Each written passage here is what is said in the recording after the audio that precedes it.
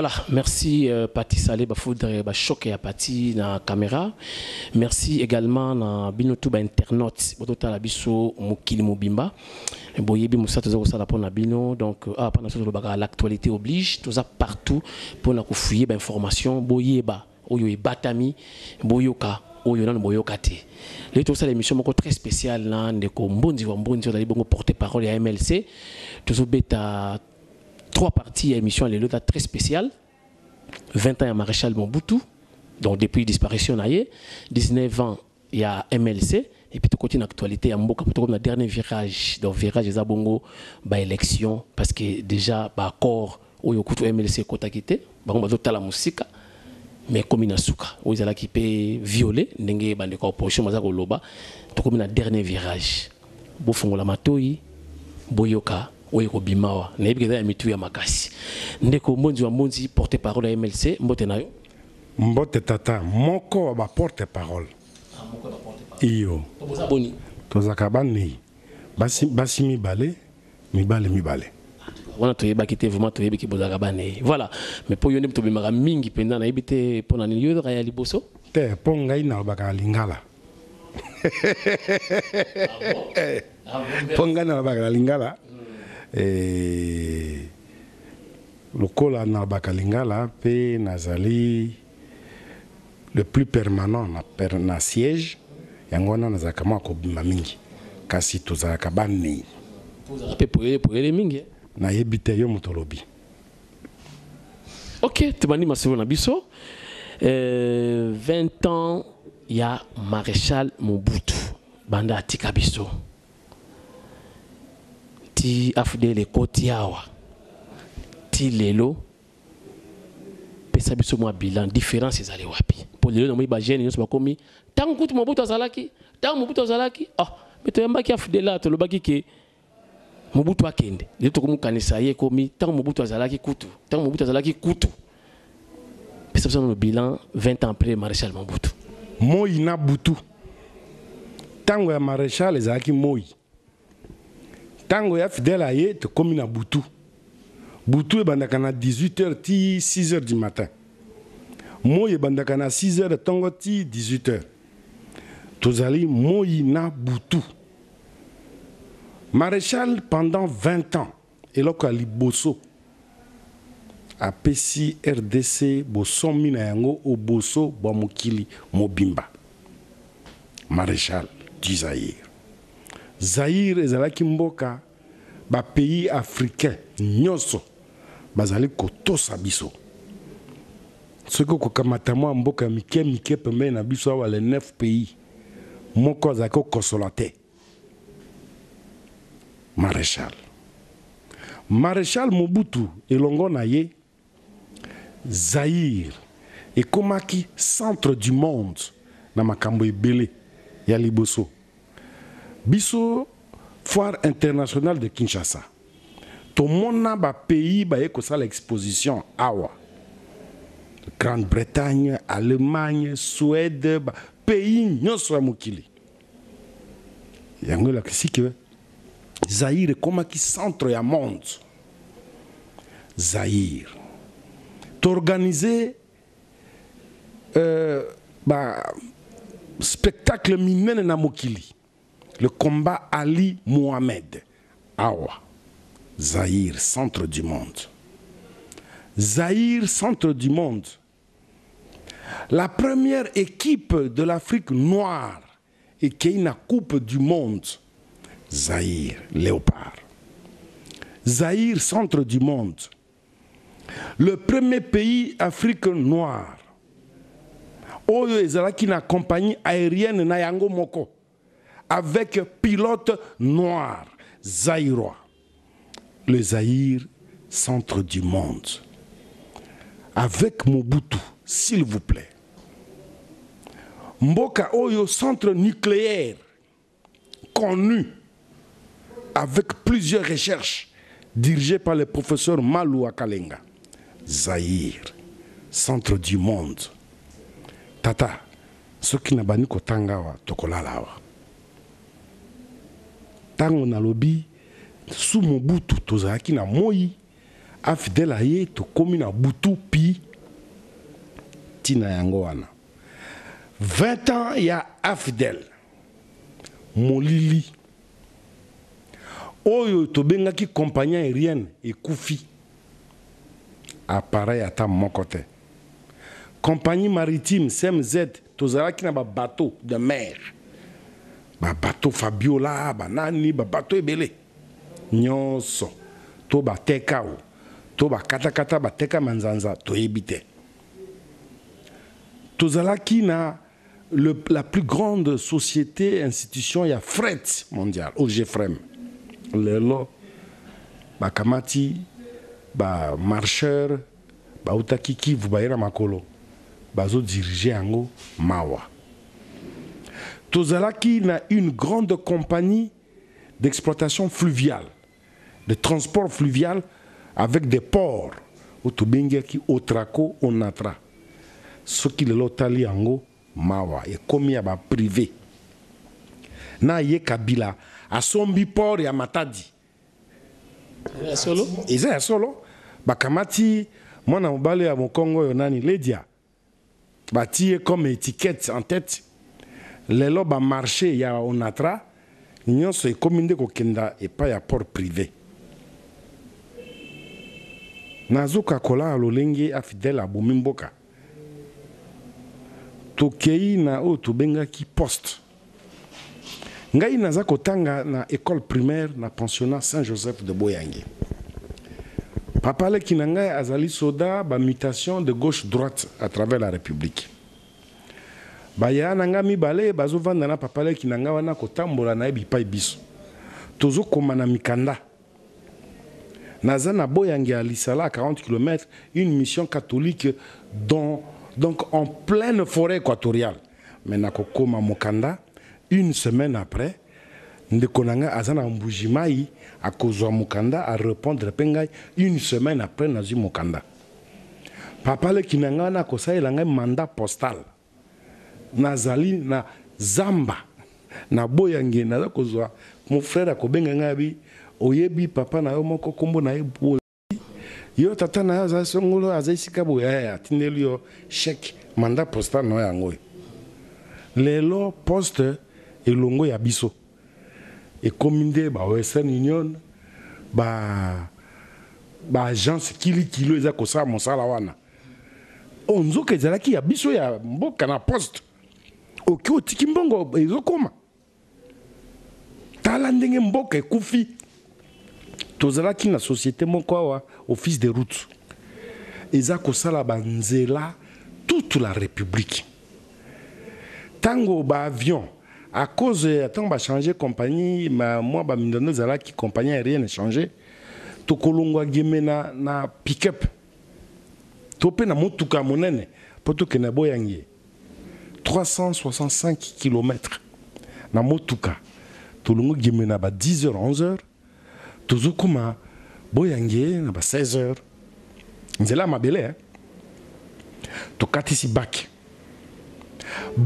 ezaki gratuit mais to uti kotambola na province ya Chopo bac toza ko futa aller 80 000 francs retour 80 000 francs na bac ko katisa mai mboke kufi bas fonctionnaire bazalaka ko futama na chaque date ebanaka Congo mobimba Zaïre mobimba date yango ezalaka babengi yango le 20 dikamoyo so zira le 20 mais les autres dates c'est comment les 54 les 54 tant mosusu les 238 et une colobanine 30 donc 238 divisé par 30 donc après 4-5 mois ne batba futama rentrée scolaire ya bana ezalaki le 9 septembre biso baso toyebi que le 9 septembre moi n'ayons ce bleu blanc lelo rentrée scolaire va commencer la campagne de mobilisation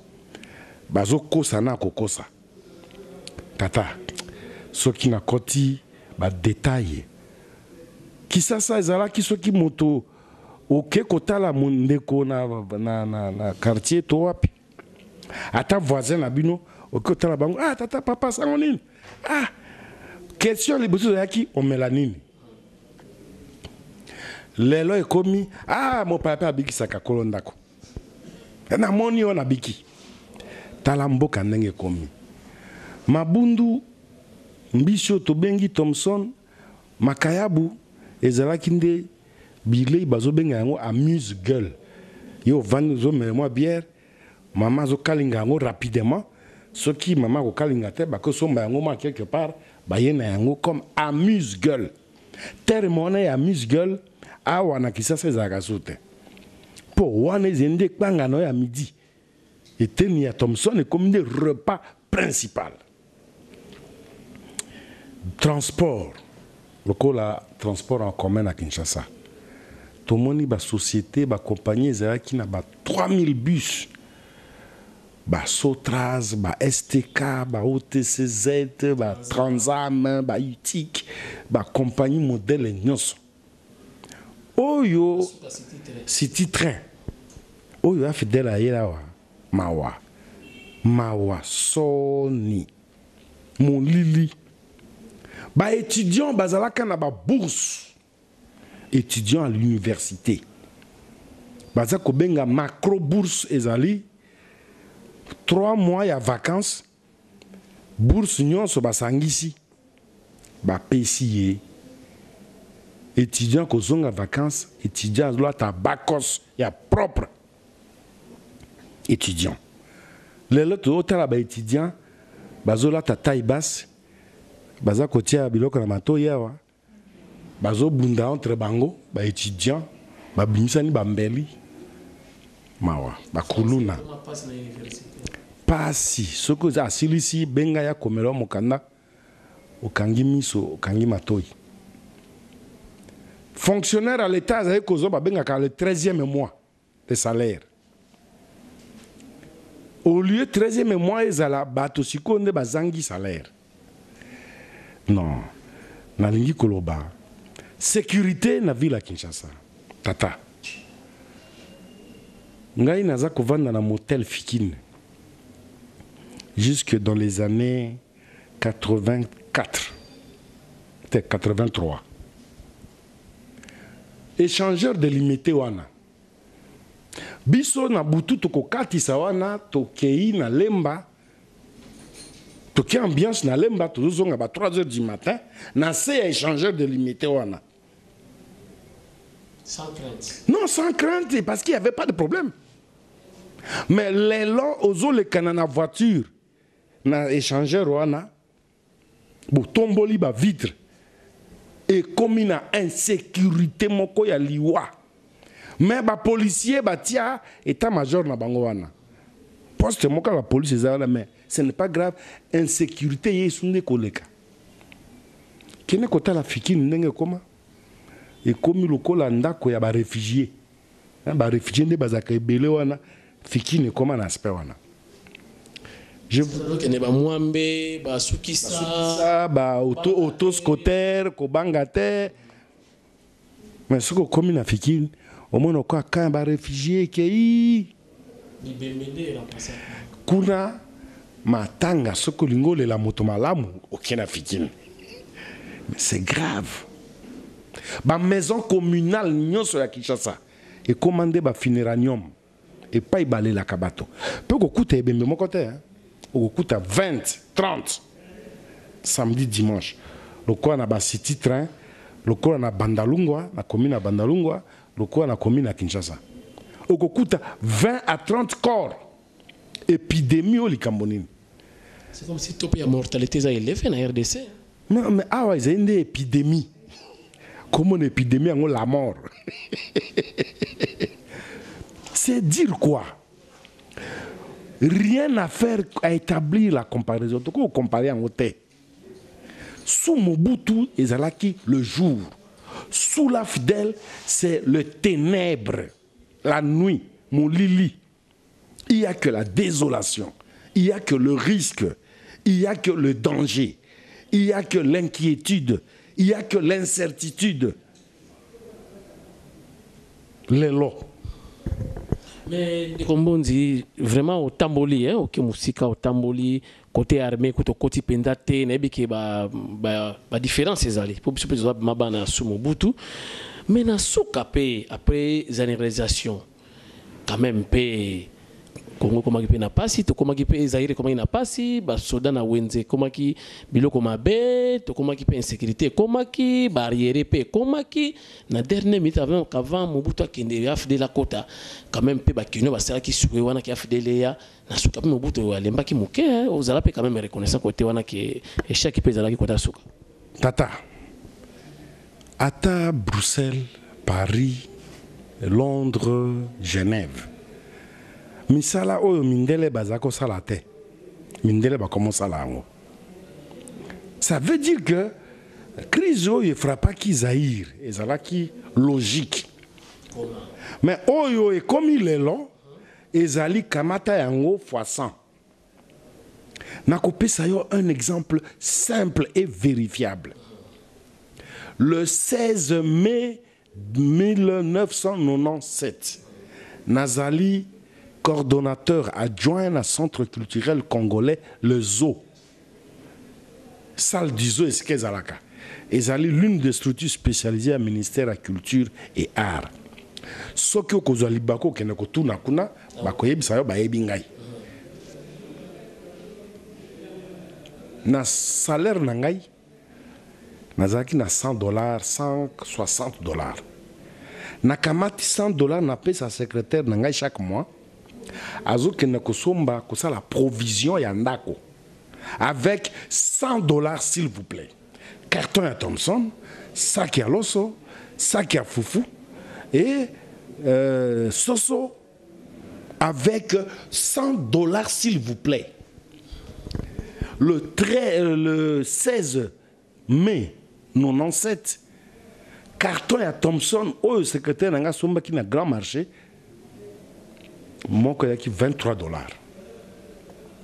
Nga nazali mongala, nalia kabambishi ya mike mikete. Thompson no ya ba pouce, 20 pouces, 25 pouces. $23 s'il vous plaît. Vérifiable. Les lots carton à Thompson, c'est autour de $100. Na pesio kaka baromètre wana pona koyebisa yo que Mobutu ti mukolazo longwa. La vie à Kinshasa, au Zaïre, était possible.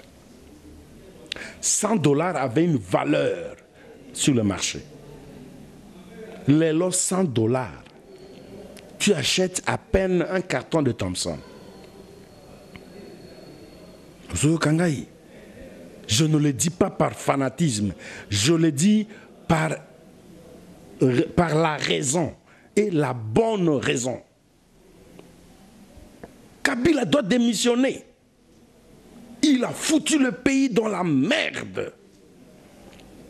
C'est criminel ce qu'il fait à s'accrocher au pouvoir. C'est criminel. Ça m'étonne, droit de l'homme, communauté internationale, Tikaye en train de martyriser, non seulement Tikaye, mais il lui apporte un soutien. Quoi? Parce que il y a un groupe de prédateurs à travers le monde. C'est connu. C'est connu. Rien à voir, rien à faire, il n'y a pas de comparaison. 20 ans de Mobutu, c'est le jour, 20 ans de l'AFDEL, comme bilan de l'AFDEL, c'est le ténèbre avec Joseph Kabila. Merci beaucoup, Ozui Malobaya Ndeko Mbondi Wambondi, Ndenge Isabelle Mololo na Belgique, Oibisaki ngai na tuna penza bango, masolo yango, il y a 20 ans à Mobutu, bile ozaka na potope, bomona ba image bele koleka biso. Isabelle Mololo, je cause une réponse, il y a l'un des porte-parole, il y a MLC Ndeko Mbondi Wambondi. Donc la deuxième partie, il y a émission na biso, Isabongo, masolo il y a 19 ans, il y a MLC.